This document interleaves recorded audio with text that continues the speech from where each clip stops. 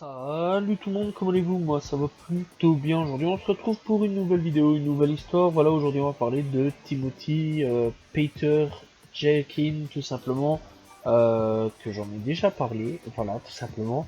Si tu as déjà vu tout simplement Escape from Pretoria, tout simplement, donc le film tiré de son histoire, eh bien j'en ai déjà parlé de cette personne-là. Et j'avais dit qu'un jour je ferais son histoire, et ce fameux jour est venu tout simplement. Donc, qui est-ce? Eh bien, Timothy Peter Jenkins, né en 1948 au Cap. Donc tout simplement, c'est où? C'est quoi? C'est une ville d'Afrique du Sud, tout simplement. Donc c'est un Africain, tout simplement.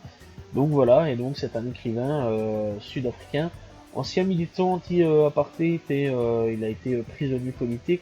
Il est notamment connu pour son évasion en 1979 de la prison locale de Pretoria, qui a fait partie du complexe de la prison centrale de Pretoria, tout simplement, avec Stephen Lee et Alex Mumbaris. Voilà, on va parler tout simplement de son histoire.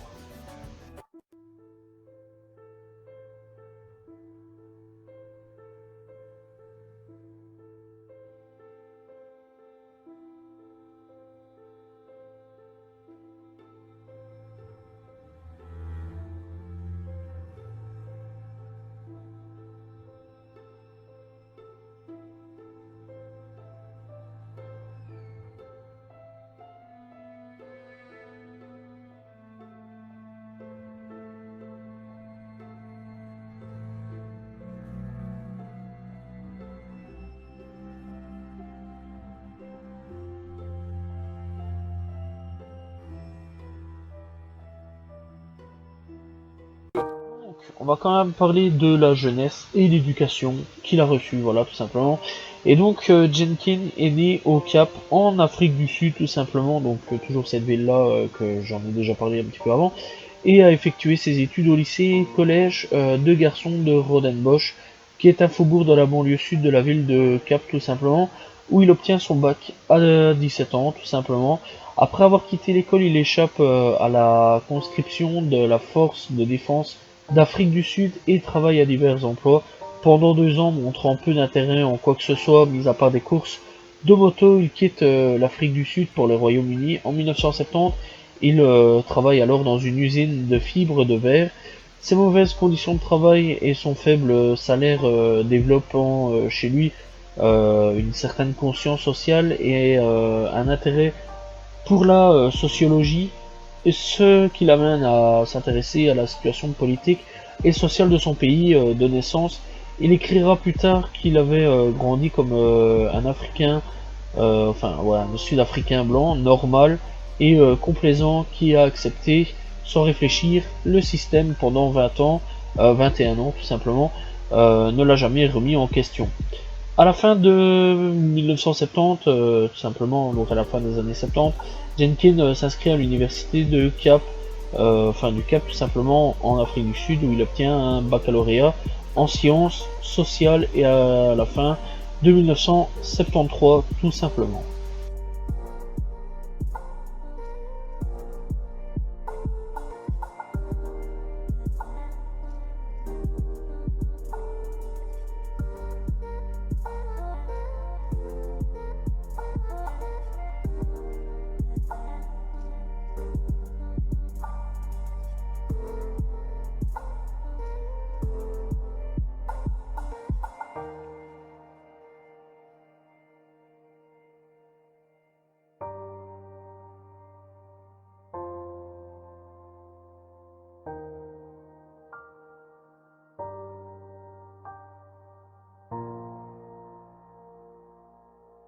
Les premières activités politiques. Jenkins fait la connaissance de Stephen Lee durant un cours de sociologie à l'UCT.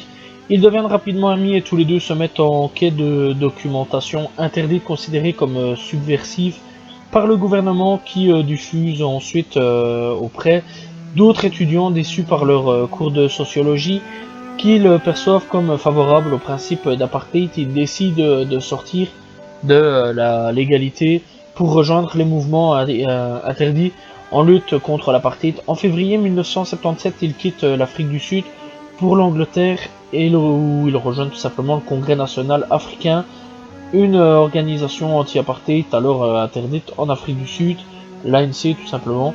Et donc c'est à cette époque que Jay King rencontre sa future épouse Robin en attendant que sa demande d'adhésion à l'ANC soit acceptée. Jay King travaille comme assistante sociale dans une maison de correction à Swindon. Son adhésion obtenue à l'ANC, Jay King et Lee reçoivent alors une formation de l'ANC portant sur diverses tactiques de diffusion de propagande et sur la mise en place de structures de communication et financières. À leur retour au Cap en juillet 1975, Lee et Jay King achètent une machine à écrire, un duplicateur et du papier à lettres pour imprimer et publient des brochures. Ils louent un garage et un appartement. Jay King travaille alors comme chercheur pour l'Institut du développement social à l'Université du Cap occidental, une université réservée alors aux personnes de couleur, tout simplement, ou métis venant du Cap. En mars 1976, Lee se rend à Johannesburg, tout simplement pour chercher du travail.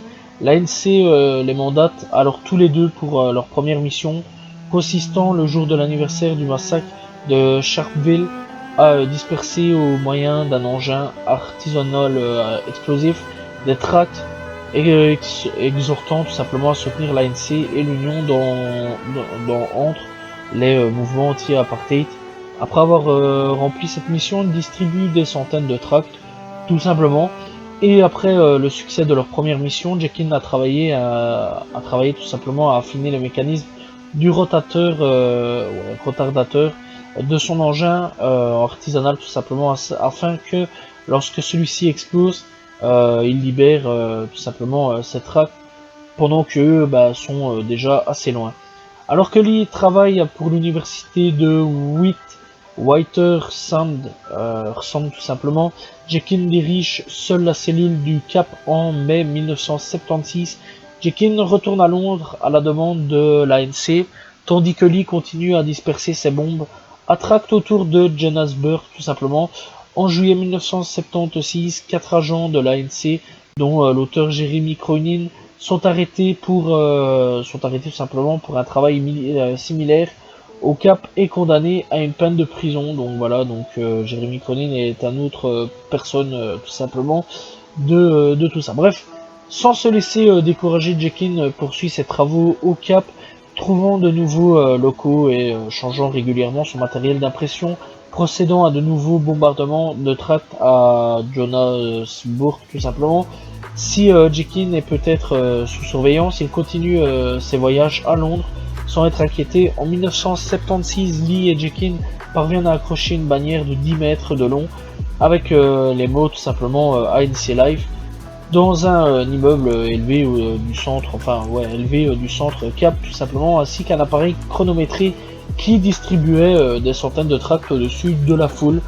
Lee revient au Cap en décembre 1976 après s'être inscrit à une maîtrise en sociologie tout simplement.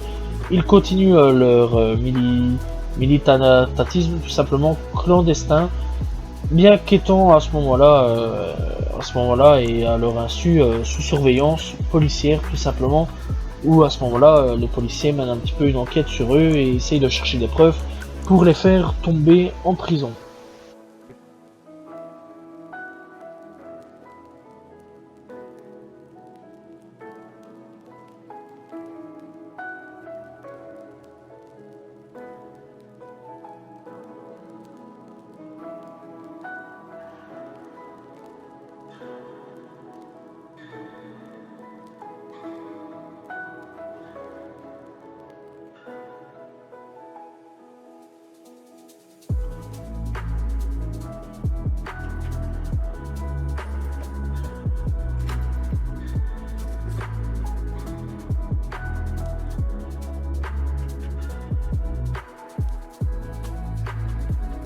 Bon alors bien sûr, on va parler un petit peu de son arrestation et de la prison, voilà tout simplement, c'est logique, tu vois la police les surveille.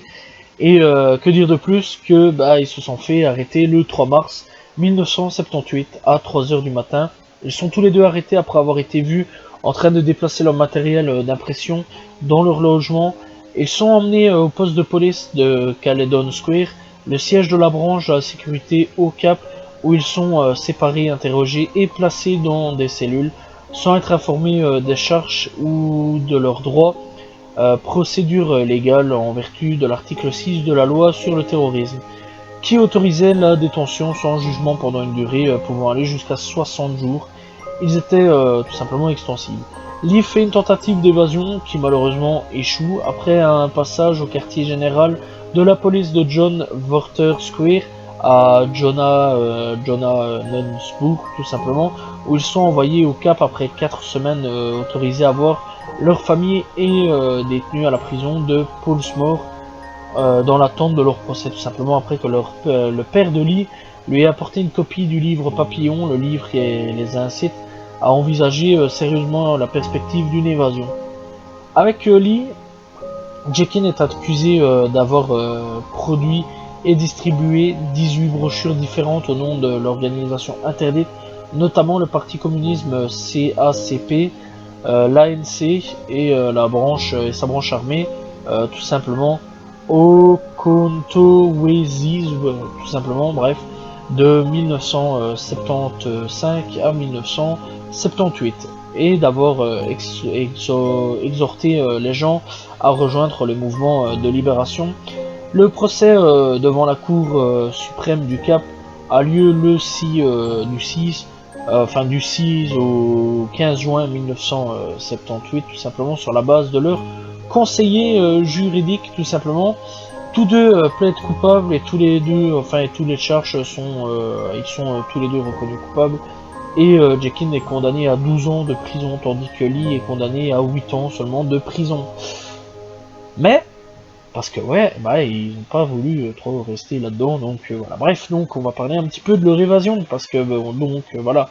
Donc peu de temps après leur incarcération, Jekin et Lee et plusieurs détenus commencent à planifier une évasion qui impliquerait de copies de plusieurs clés de prison et Jekin a fabriqué, que Jekin a fabriqué tout simplement.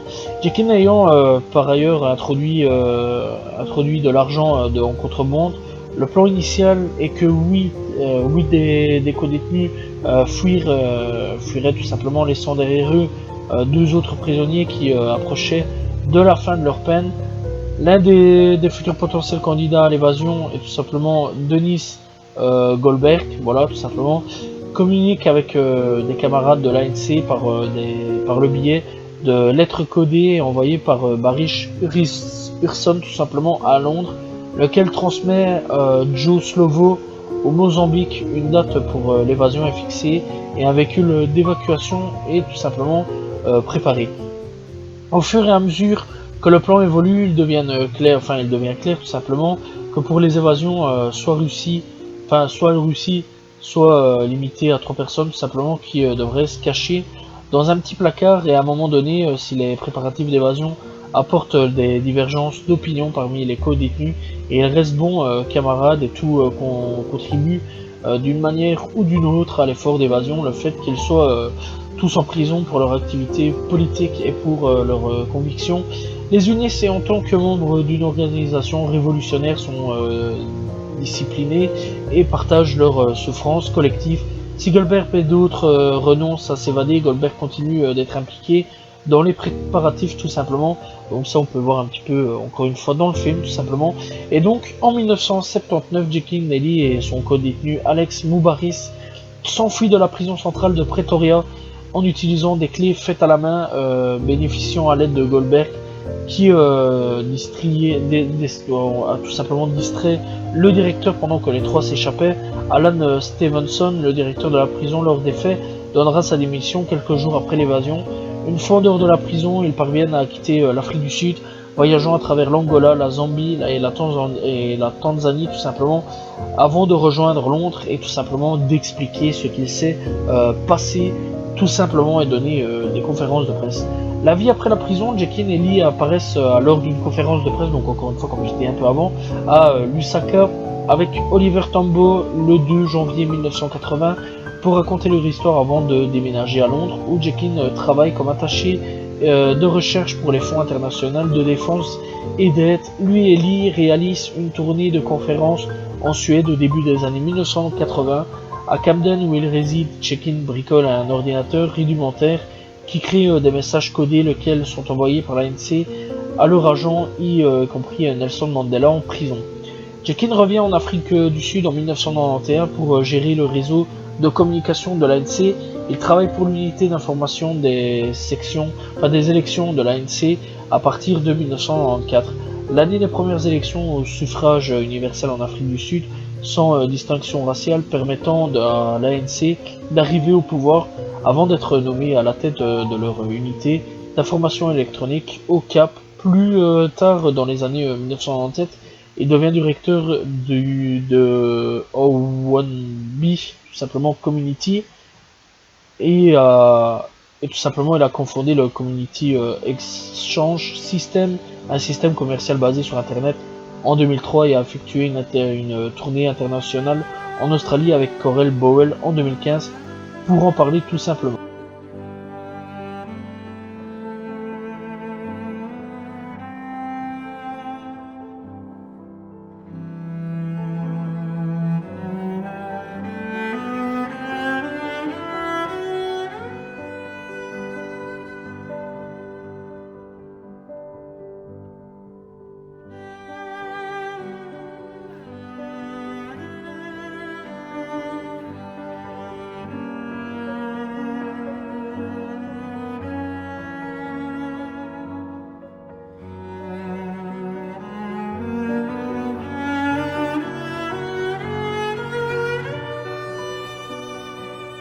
Bref, après son spectaculaire évasion, enfin sa spectaculaire évasion avec ses deux camarades, eh bien, il écrira des livres tout simplement, donc son fameux livre Escape from Pretoria, qui fera le film tout simplement, le film, dont est l'acteur principal Daniel Radcliffe, voilà, avec d'autres acteurs. Très bon film, soit dit en passant. Alors voilà tout simplement, et donc en gros Tom Jekyll aussi c'est quand même fameusement bien évadé, et clairement de ce qu'on peut voir dans le film, c'est pas facile non plus, voilà, c'est pas non plus facile, on peut voir clairement que ce qu'il faisait, tout ça, voilà, l'évasion, tout ça, c'est pas facile non plus. J'ai pas trop spoilé non plus du truc, parce que si vous voulez aller voir le film, franchement je vous le conseille fortement. C'est vraiment un très bon film, très très bon film, que j'ai vraiment adoré, voilà. Et l'histoire de ce mec là, je voulais la faire depuis un petit temps, voilà, j'en avais parlé dans Escape from Pretoria, que j'allais faire son histoire un jour. Son histoire est venue, voilà, et clairement j'ai rien d'autre à dire, mis à part que c'est une très belle histoire, et que c'est une très belle cause pour laquelle il s'est battu, tout simplement. Donc voilà, et donc clairement c'était la libération de l'Afrique du Sud, tout simplement. Bref, voilà, j'espère que vous avez apprécié l'histoire de tout simplement Timothy Peter Jekyll, qui est né au Cap-Vert et qui est un ancien prisonnier de Pretoria. Voilà, j'espère que vous avez apprécié la vidéo, son histoire. N'hésitez pas à vous abonner, liker, commenter, partager. Je réponds toujours aux commentaires. On se retrouve demain pour une nouvelle vidéo. Salut tout le monde. Ciao, ciao.